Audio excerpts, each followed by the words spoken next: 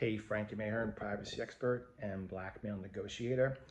So what I'm going to talk about is the heart and the real way to get yourself out of blackmail.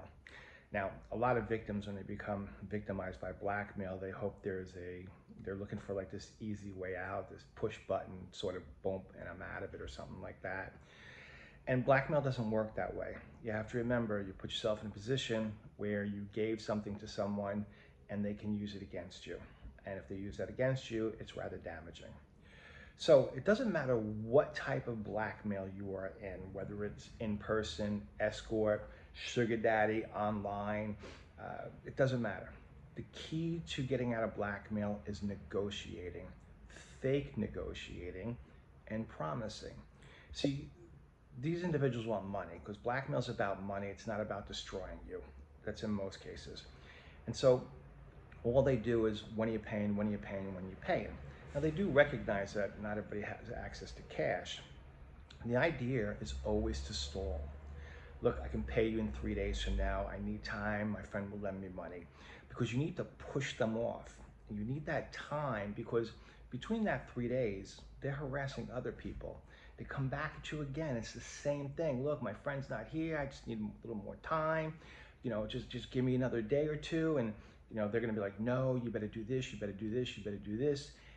The truth of the matter is, in most cases of blackmail, they're not going to expose because they want to get paid.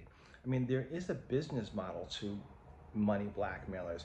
You connect with someone, you get compromising content, and then you threaten them for money. And that's it. The latter part is always about threatening for money. If you pay, you're right back in the same place. Okay, you pay, they're coming back for more. Simple as that. So you can't pay.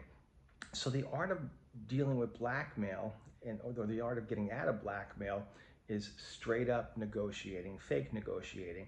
Look, I just needed more time. And what happens is, blackmailers are always hitting up new victims because new victims are quick to pay. So every day that passes by, they get new victims, more and more and more, and you become less important. You're on the back burner.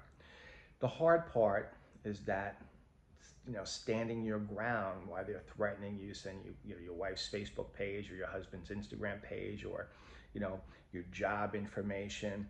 That's where victims crumble because they see that and they're afraid they're going to be exposed, and then they pay, and it's right back in the same place. So my job as a blackmail negotiator is to take over, pose as you, and deal with that negotiating and knowing what's a real threat, what's a fake threat. If a real threat comes in, how do I satisfy them and just kind of, give them a little more of a promise.